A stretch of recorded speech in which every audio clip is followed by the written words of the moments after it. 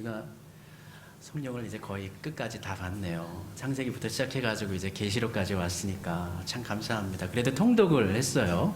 예, 너무 감사합니다. 주중에 우리 성도님들 열심히 읽어주셔서 감사하고, 또 요즘 같은 경우에는 한번 읽으시고 난 다음에도 다시 또 읽으시고 그렇게 해서 읽으셨다고 말씀 올려주셔서 제가 얼마나 좋은지 몰라요. 참 감사합니다. 지난주 우리 공동서신에 대해서 좀 계속 이렇게 살펴봤는데요. 바울 같은 경우에는 구원을 얻는데 무엇으로 구원을 얻느냐? 예, 믿음으로 구원 얻는다. 맞습니다. 우리는 믿음으로 구원 얻는 것입니다. 얼마나 감사한지 몰라요. 예, 믿음으로 구원 얻는다는 게 얼마나 감사한 것인지 몰라요. 우리의 힘으로 구원받는 게 아니고 내가 가지고 있는 어떠한 것으로 영향력으로 구원받는 게 아니라, 왜냐하면 우리 자신을 너무 잘 알고 있기 때문에 우리 스스로는 될 수 없다라는 거, 우리들이 작다라는 거, 힘이 없다는 것, 그래서 이룰 수 없다는 거, 그거 알고 있기 때문에. 그런데 우리 하나님께서 이루시는 것이기 때문에 가능하다는 거, 그게 얼마나 감사한지 몰라요. 그래서 종교개혁 할 때 우리 오직 믿음으로, 오직 은혜로, 오직 말씀으로 할 때 두 가지, 예, 은혜로, 오직 은혜로, 오직 믿음으로, 이거 하나님께서 책임져 주시는 거거든요. 믿음으로 구원을 받습니다.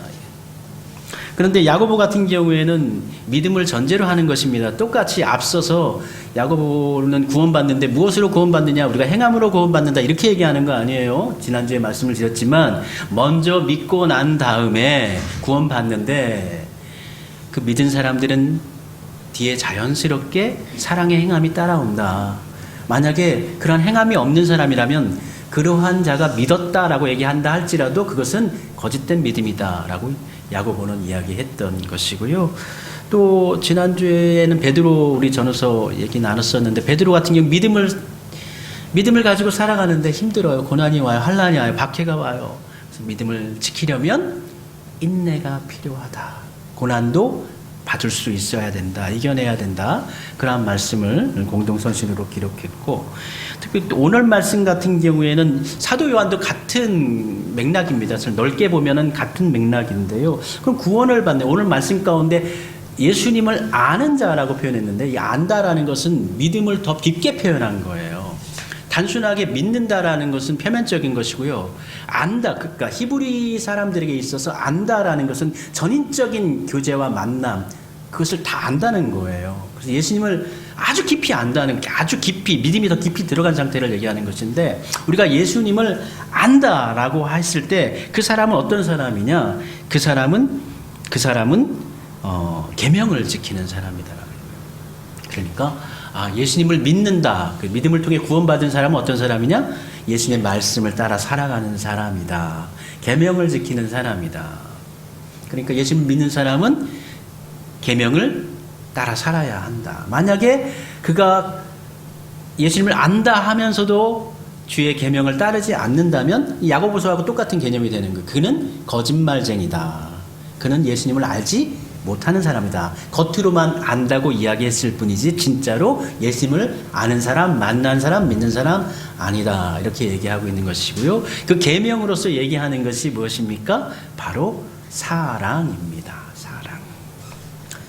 그래서 우리 사도 요한이 기록한 우리 성경이 요한복음이 있고 요한 1, 2, 3서가 있고 요한계시록이 있어요. 이것이 거의 동시대에 기록되어졌다고 봅니다. 주후 85년부터 95년. 물론 이제 가장 먼저 기록된 것은 요한복음이고, 그 다음에는 요한 1, 2, 3서, 그 다음에 이제 반모섬에 유배된 후에 계시록을 기록한 것으로 볼 수가 있는데, 이 본문 말씀 가운데 요한복음을 읽어보시고 요한 1, 2, 3서를 읽어보면 거의 문체가 비슷하다라는 걸 느끼실 수가 있으실 겁니다.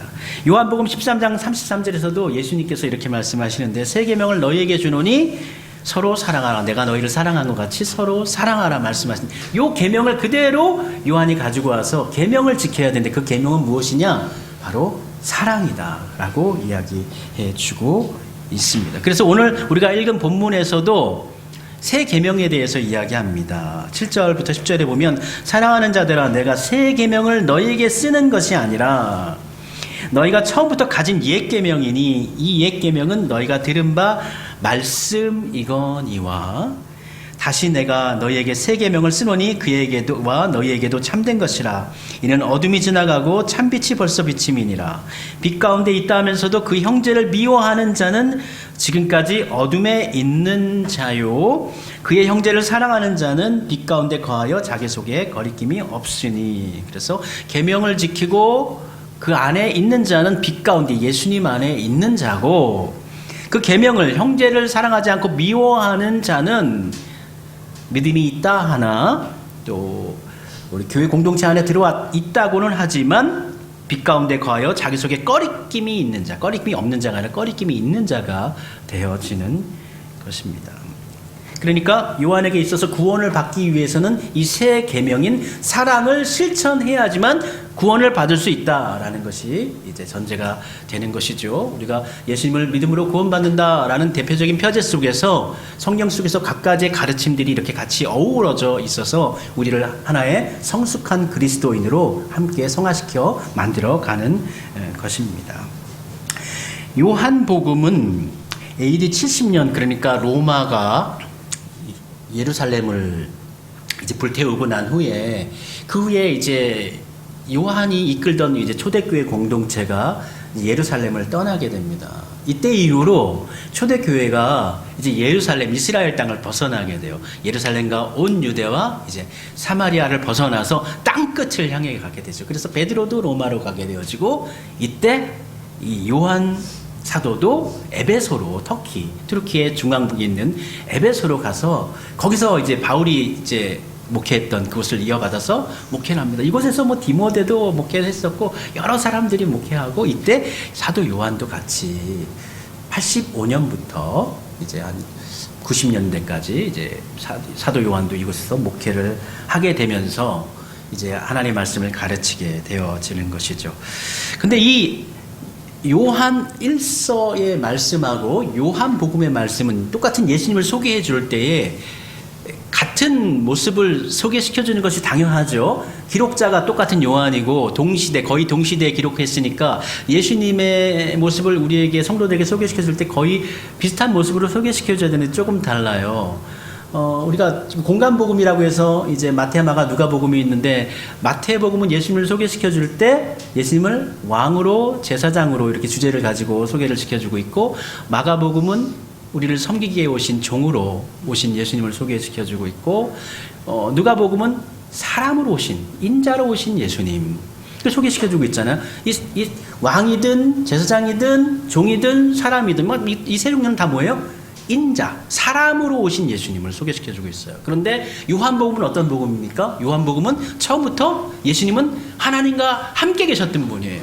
모든 창조물 위에 계신 분, 하나님 그분이시고 하나님의 아들이신 분으로, 신성을 가지신 분으로 요한복음을 소개시켜줘요. 다른 모든 그 공간복음은 예수님을 인성을 가지신 분으로 소개해주고 있고, 요한복음은 신성을 가지신 분으로 예수님을 소개해 주고 있는데, 그렇다면 똑같이 요한 1, 2, 3서 역시도 동시대에 기록했고 요한이 기록했으니까 똑같이 예수님을 소개하니까 같이 신성이 있으신 예수님을 소개할 것 같지만, 사도 요한은 요한 1서에서는 예수님을 신성이 가진 예수님이 아니라 인성을 가지신 예수님을 소개시켜주고 있어요. 근데 그런 이유가 있는 거예요. 그러니까 요한복음이 초대교회 공동체 가운데 이제 사랑을 강조하고 있는데, 이 사랑은 넓게 잡아서 이제 뭐 이웃 사랑이라든지 원수 사랑에 대해서 얘기해 주는 것이 아닙니다. 요한 1서의 사랑은 형제 사랑이에요. 그러니까 공동체 안에, 교회 안에 있는 성도들 지간의 사랑, 가까이 있는 사람들 가운데 있는 그 사랑을 얘기해 주는 것이거든요. 그런데 그럼 초대교회 공동체 이 시기 주후 85년 이후부터 초대교회에 어떤 일이 있었기 때문에 요한은 예수님의 모습을 소개할 때 인성을 지니신 예수님으로, 사랑을 실천하신 예수님으로 이 초대교회 공동체에게 기록해서 소개를 하고 있을까요? 그 당시에 가장 큰 이단이 바로 영지주의, 몇 번 제가 소개시켰던 그노시시즘, 영지주의자들이 초대교회에 대거 유입하게 되어집니다. 그리고 이 영지주의는 이제 초대교회 이제 1세기 후반에 이제 들어와서 3세기 이까지 거의 아주 많은 영향력을 계속적으로 확장해 나갑니다. 그래서 이때 이 들어온 영지주의자들에 대해서 이 요한은 이제 그에 대응하는 의미가 있는 거예요. 그래서 보면 말씀 요한 1서 2장에 보면은 적그리스도라고 이야기합니다. 너희가 들은 것과 같이 지금도 많은 적그리스도가 일어났으니. 그렇죠? 이게 적그리스도가 계시록의 어떤 그 인류를 대항하는 어떤 그러한 의미의 적그리스도가 아니라 교회 공동체, 요한일서는 교회 공동체 안의 문제예요. 교회 공동체 안에 적그리스도는 뭐죠? 그리스도를 반대하는 안티죠. 하나님의 말씀을 제대로 가르치지 않는 사람, 잘못된 교리를 가르치는 사람, 그러한 사람을 적그리스도라고 하는 것이거든요. 그들이 있다는 거예요. 그들이 교회 안에 있다는 거예요. 그들이 지금은 교회에 있다가 떠나갔어요. 2장 19절에 보면은 그들이 우리에게 나갔으나, 지금은 이전에 같이 있었는데 지금은 나가버렸어요. 우리에게 속하지 아니하였나니 만일 우리에게 속하였더라면 우리와 함께 거하였으려니와 그들이 나간 것은 다 우리에게 속하지 아니함을 나타내려 함이니라. 그래서 이 영주주의자들이 그들을 이제 적그리스도라고 하면서 강력하게 비난을 했고요. 요한은. 그리고 그들이 지금까지 같이 있었고요.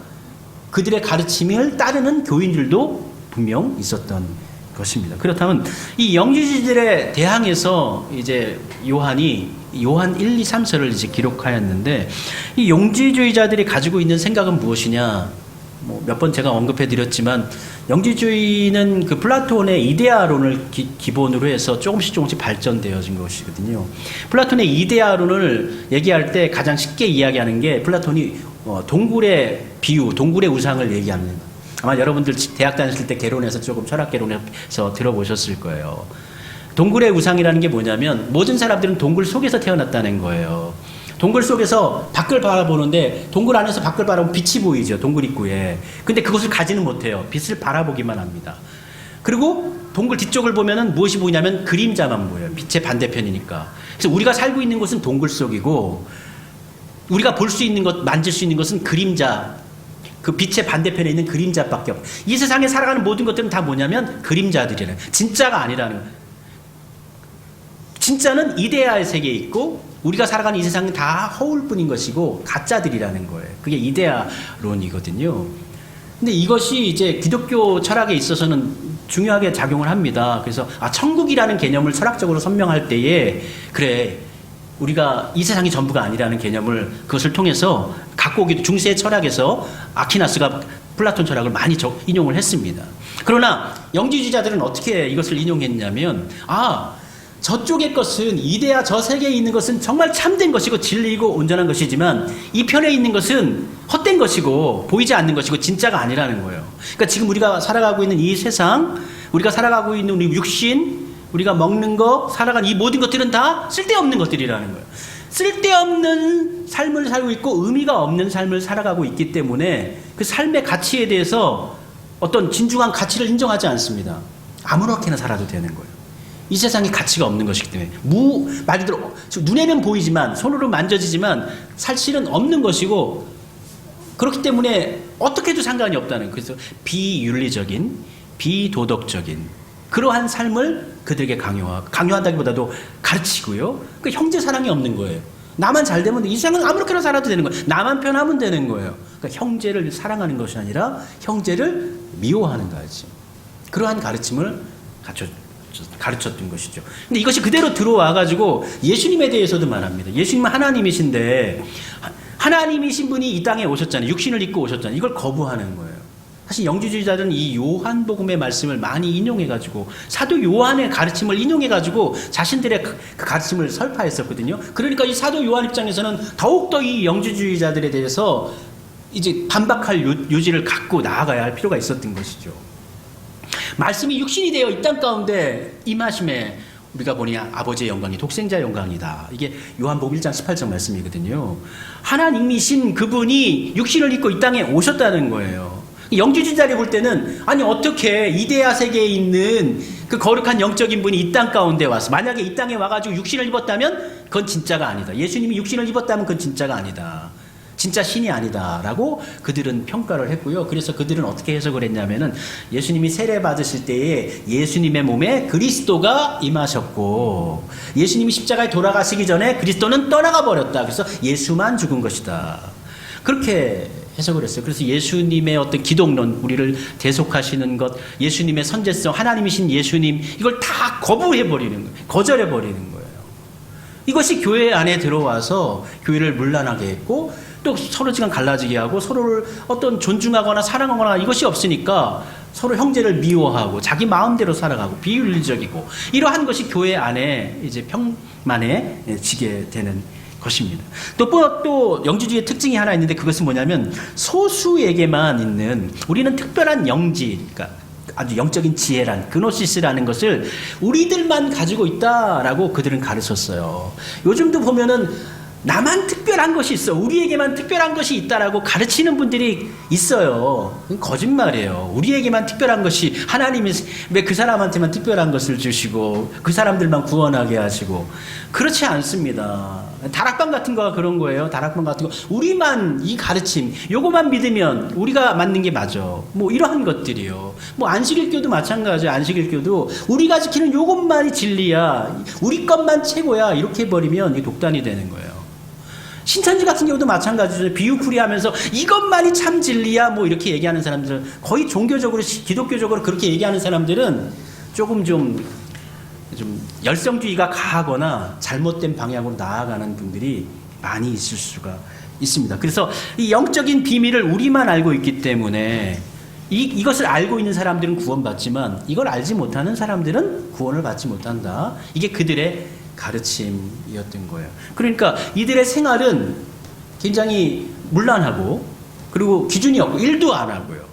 그리고 그들의 언어 생활은 권위적이에요. 나만 알고 있고 나만 진리를 이해하고 있고. 그런데 의외로 사람들이 의외로 잘 따라요.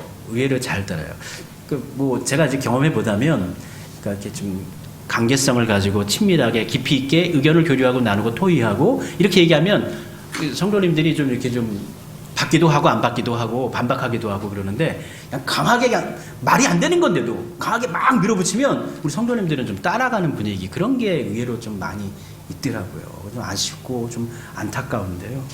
이러한 영지주의가 들어와서 교회를 혼란스럽게 했던 것이죠. 그래서 사도 요한은 요한일서 4장 2장에 보면 이렇게 기록합니다. 이로써 너희가 하나님의 영을 알지니 곧 예수 그리스도께서 육체로 오신 것을 시인하는 영마다 하나님께 속한 것이요. 아니다. 예수님께서는 하나님이시지만 이 땅에 육신으로 오셨고, 육신으로 그 모든 것을, 모든 고난을 받으시면서 우리를 대속하셨다. 구원이 되려면 우리가 받을 고난을 예수님께서 받으셔야 되는 거예요. 예수님께서 하나님이시니까 슬쩍 나는 그때 인간의 모습을 감춰버리고 신성으로 아프지 않게 한다. 그러면 대속이 안 되는 거예요. 여러분의 죄를 대속하실 수가 없는 거예요. 여러분이 당할 모든 고역과 아픔, 질고를 예수님께서는 어떻게 해요? 짊어지신 거예요. 이사야서에서 그렇게 미리 예언하고 있지 않습니까? 예수님은 완벽한, 이건 신비죠. 이거는 신학적으로 어떤 철학으로 해결할 수 있는 게 아니에요. 예수님은 완벽한 하나님이시면서 완벽한 인간이신 거예요. 이 두 가지가 우리의 믿음의 고백 속에 함께 있어야 됩니다. 그래야지만 우리를 살리시는 거예요. 완벽한 하나님이시라는 건 죄가 없으시다는 거예요. 무흠하시다라는 거예요. 죄가 없으신 분이기 때문에 우리를 대속하실 수가 있는 것이지, 이미 죄가 있는 분은 우리를 대속할 수가 없습니다. 이미 그도 죄를 지어서 지옥 가야 되는데 어떻게 우리를 죄를 대속할 수가 있어요. 그리고 예수님은 완벽하게 인간이셨기 때문에 우리의 아픔을 그대로 100% 그대로 짊어지시고 대속하실 수가 있는 거예요. 근데 이 영지주의자들은 이것을 거부한, 기독론도 거부하는 것이고 예수님의 하나님 되심도 거부하고, 우리 구원받으시는 길이 없는 것이죠. 완전히 완벽한 이단이 되어지는 것입니다. 그래서 요한일서 1장에 보면 태초부터 있는 생명의 말씀에 관하여는 우리가 들은 바요, 눈으로 본 바요, 자세히 보고 우리의 손으로 만진 바라. 이렇게 해서 구체적으로 예수님께서, 이 말씀은 예수님을 얘기하는 것이거든요. 태초부터 계셨고요. 우리가 그 말씀에 예수님에 대해 들었고 또 봤고 실제적으로 어떻게 해요? 만져봤다는 거예요. 예수님을 만져봤다는 거죠. 요한 같은 경우는 실제적으로 예수님과 함께 했죠. 예수님의 제자였으니까요.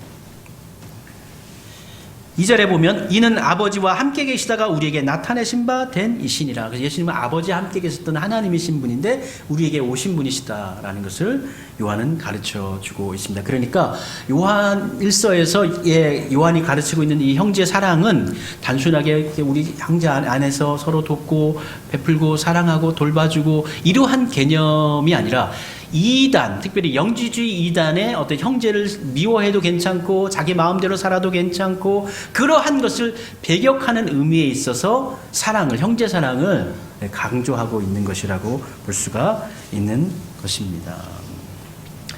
그래서 이 요한일서에서 우리가 어떻게 하나님의 자녀라는 것을 확신할 수가 있습니까? 그렇다면 우리가 어떻게 하나님의 자녀라는 것을 믿고 우리가 확인할 수가 있습니까? 라고 얘기할 때에 오늘 본문 3절에 보면 우리가 그의 계명을 지키면 이로써 우리가 그를 아는 줄로 알 것이요. 이게 요한의 답변이에요. 어떻게 우리가 하나님의 백성이요 구원받은 백성이란 구원받은 것을 확인하고 증표로 확인할 수가 있습니까? 라고 얘기할 때 요한이 이야기하는 것은 우리가 그의 계명을 지키면 이로써 우리가 그를 아는 줄로, 안다는 건 믿는 것 그 이상의 개념이에요. 아는 줄로 알 것이요. 그래서 우리가 누군가 얘기할 때에 단순하게 나의 어떤 어려움과 아픔을 좀 도와달라고 할 때에 막상 거길 갔더니 내가 아는 아주 친한 그 사람이 있어요. 그럼 어떻게 돼요? 내 상황과 환경과 그 모든 것들이 어떻게 해요? 알고 있기 때문에 이미 나의 모든 걸 다 알고 있는 사람이기 때문에 그냥 구차하게 나 믿고 있어요. 나 이렇게 설명하고 하지 않아도 나 예수님 이렇게 믿고 열심히 교회 생활하고 이렇게 구차하게 얘기하지 않아도 예수님이 보시면 내가 너 알아. 그렇지, 내가 너 알아. 어서 와. 바로 그냥 되는 거지. 너 하나하나 테스트하면서 그래, 너 이거 지켰고 이거 지켰으면 그러니까 60점 넘으니까 오케이, 넌 들어올 수 있어. 이게 아니고 예수님은 우리를 안다는 거예요. 안다는 건 믿는 것 그 너머에 있는 거예요. 예수님은 여러분을 알고 계십니다.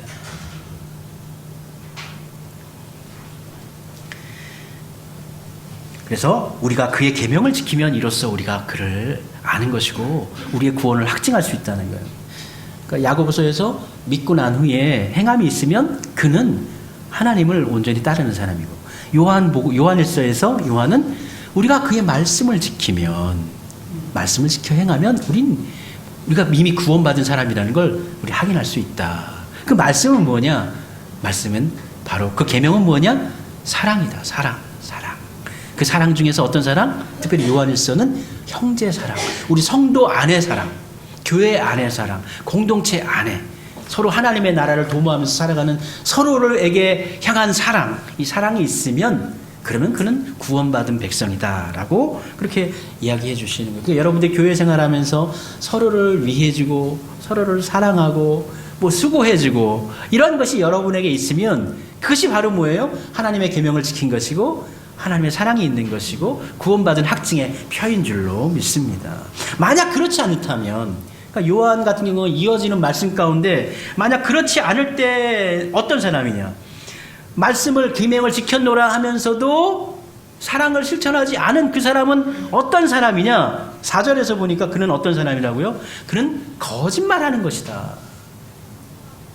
그는 거짓말하는 거지. 진짜로 예수님을 알지 못하는 사람, 믿지 못하는 사람이라는 것이죠. 4절에 그를 아노라 하고 그의 계명을 지키지 아니하는 자는 거짓말하는 자요. 그렇게 되어 있죠. 그래서 이건 다 모든 걸 다 뭐예요? 믿음을 전제하고 난 다음에 이야기하는 거예요.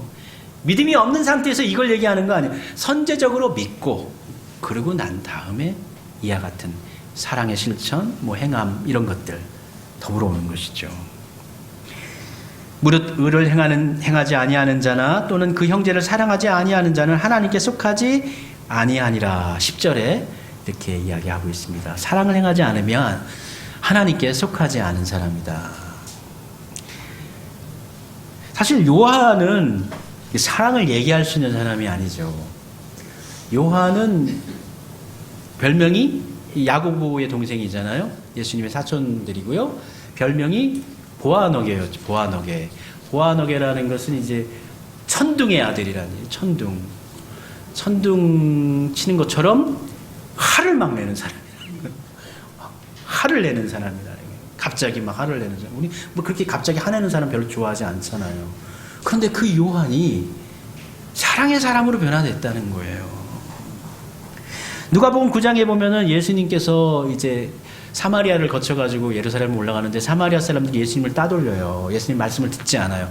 그러니까 이 요한이 화가 막 난 거예요. 그래가지고 예수님께, 예수님, 저들에게 불을 내려가지고 저들을 다 헤어 죽여버릴까요? 어떻습니까?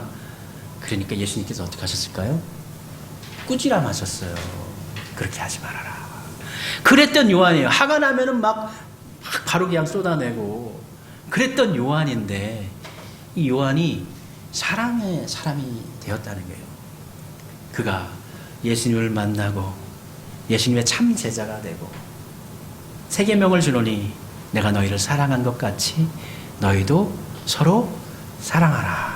이 계명을 붙잡고 그가 살아갔을 때 그의 삶이 바뀐 거죠. 사랑의 사도로 바뀐 것이죠. 언젠가도 말씀드렸지만 초대교회 전설 가운데 에베소 교회에 분란이 있고 이러한 어려운 뭐 이상한 사람들이 막 들어와 있으니까 교회에 분란이 있고 다툼이 있고 싸움이 있고 소란이 있는데 그때 이제 반모로 잡혀가기 전에 요한은 이제 고령으로 오랫동안 이제 가장 많이 예수님의 제자 중에서 오랫동안 산 사람인데 그가 단상에 이제 올라갈 때에 몸이 부족해가지고 누군가의 부축을 받으면서 단상에 올라가서 설교를 할 때에 설교를 길게 하지 아니하고 우리 서로 사랑합시다 라고 한마디 하고 내려왔더니 모든 성도들이 감동을 받고 눈물을 흘리고 하회를 하고 은혜를 받았더라. 이게 초대교회 전설에 있어요. 그만큼 이게 단순히 한마디 했다고 해서 그 말에 능력 있는 것이 아니라 그 말을 할 때에 이 사랑의 사도였던 요한이 사랑합시다라고 했을 때에 그 말의 깊이와 감동이 전해진 것이지 사랑하지 아니하는 사람이 미움과 투기와 실시로 살아가는 사람이 우리 함께 사랑합시다 사랑으로 하나 됩시다 하면 그 말을 듣고 어떻게 감동을 받겠어요. 그가 평소에 사랑의 삶을 살아왔기에 우리 사랑합시다 한마디에 성도들이 감동을 받고 은혜를 받았다고 합니다. 그와 같이 우리들도 사랑할 때 특별히 교회 공동체 안에서 서로를 섬기고 사랑할 때 애쓰고 수고하고 섬길 때에 그 사랑이 우리를 구원시킵니다. 그 사랑이 우리를 살리는 것입니다. 제가 안 보는 것 같아도 그래도 여러분들의 삶의 내용도 사실은 조금 다 알고 있고 교회에서 이렇게 섬기시고 애쓰시고 수고하는 것들도 다 보고 있습니다. 요즘 같아서는요, 예전에는요, 제가 뭐 교회에 뭐 부족한 것이 있거나 뭐 해야 될 것 있으면 제가 다 해버렸는데 요즘엔 일부러 안 합니다. 예.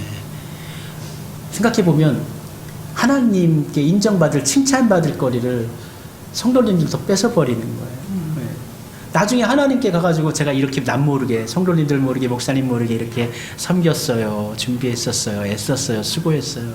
그 하나님께 나중에 놀라운 상으로 다 이렇게 하나님께 인정받을 수 있는 것들인데 그래서 제가 웬만하면 가만히 있습니다.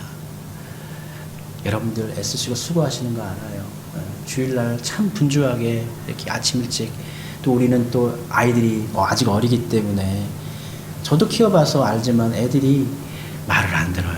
교회 가자고 하면은 옷도 잘 안 입고 씻지도 않고 그럼에도 불구하고 그 아이들을 거느리고 교회 와서 기도하는 마음으로 와서 아이들 지도하고 찬양대도 하고 또 식당 봉사도 하고 설거지도 하고 교회 청소도 하고 그리고 또 반찬할 때도 우리가 한 번 할 때 우리 6만 원 드리잖아요. 6만 원 갖고 어떻게 40명, 50명이 밥을 먹어. 그 불가능한 거예요. 여러분의 사랑으로 채우라는 거죠. 우리 하나님께서 그 사랑을 보시고 인정해 주실 것이기 때문에 우리 사도 요한이 이야기한 것처럼 사랑은 여기 있으니 여기 있다는 거예요. 여기 있어야 되는 거예요. 다른 곳에 있는 것은 아니에요. 우리 안에 있어야 돼요. 지금 여기 있어야 돼요. 우리는 믿음이 좋은 것을 쫓아 사랑할 때에 영주주의자들이 얘기하는 것처럼 어떤 독특하고 특별한 것이 그들에게만 있는 것이고 또는 어떤 기도원이나 어떤 특별한 교회의 어떤 뭐 이렇게 목회자, 부흥행위 하는 목회자의 어떤 그런 걸 쫓아가지고 그것이 거룩하고 어떤 뭔가 그런 것을 통해서 은혜를 받고 구원의 표가 있는 것 같고 그렇게 이야기하는데 사도 요한은 그렇게 얘기하지 않습니다. 우리 안에 있는 사랑이 구원의 확증의 표다라고 이야기합니다. 우리가 지금 여기서 사랑하면 여기서 하나가 되어져서 하나님의 교회를 사랑으로 섬기면 그것이 우리의 구원의 표징입니다. 더욱더 여러분의 사랑이 더욱더 커지기를 소원합니다. 여러분의 사랑이 커지면 커질수록 우리 교회의 영향도 커질 것이고 또 우리 교회도 더욱더 깊어지고 넓어지고 부흥하고 그렇게 할 수 있을 것입니다. 그 사랑을 함께 키워나가도록 합시다. 기도드립니다.